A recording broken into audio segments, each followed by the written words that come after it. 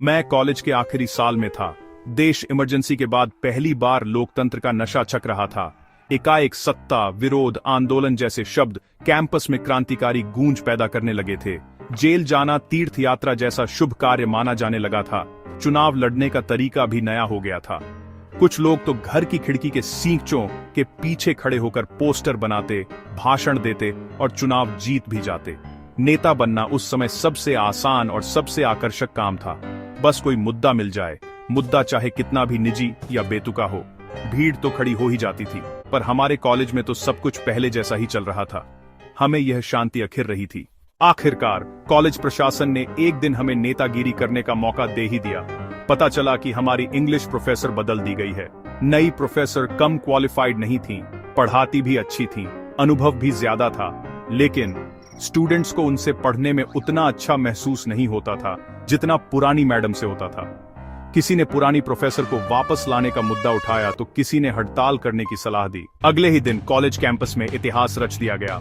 उस दिन कॉलेज खुला भी नहीं था कि कॉलेज कैंपस में नारे गूंजने लगे, स्टूडेंट्स यूनियन जिंदाबाद, हमारी मांगे पूरी करो, तानाशाही नहीं चलेगी। इस अचानक हुए प्रोटेस्ट से प्रिंसिपल भी सख्ते में आ गए। ऐसा क्या हो गया जो छात्र इतने खफा है? आखिरकार प्रिंसिपल ने स्टूडेंट लीडर्स को मिलने का बुलावा भेजा। हम भी हैरान थे, प्रशासन इतनी जल्दी हमसे मिलने को कैसे तैयार हो गया। लीडर वही चुने गए जो सबसे आगे थे और सबसे जोर से नारेबाजी कर रहे थे। हमारा मकसद सिर्फ पुरानी प्रोफेसर को वापस लाना था, पर क्यों, इसकी गहराई में कोई नहीं गया था। इसका एहसास तो हमें प्रिंसिपल के ऑफिस पहुंचकर ही हुआ। प्रिंसिपल ने तर्क दिए, नई प्रोफेसर क्वालिफिकेशन, एक्सपीरियंस और अचीवमेंट्स में हर बात में अधिक निपुण है। हमारे पास कोई जवाब नहीं था। तभी हमारे समूह में से किसी की जुबान और शायद सबकॉन्शियस माइंड से दो शब्द फूट पड़े, सर, पहले वाली प्रोफेसर नई वाली से ज्यादा सुंदर थी और पढ़ाती भी प्यार से थी। बस इतना कहना था कि हम सब ने तुरंत समर्थन में सिर हिला दिया। प्रिंसिपल साहब मैच्योर और एक्सपीरियंस थे। उन्होंने गहरी सांस ली, कुर्सी थोड़ा पीछे सरकाई और बेहद नम्र स्वर में बोले, बस इतनी सी बात है। हमने मासूमियत से कहा, जी सर, बस यही एक मांग है हमारी। उन्होंने कहा, और कोई मांग हो तो लगे हाथ वो भी बता दो।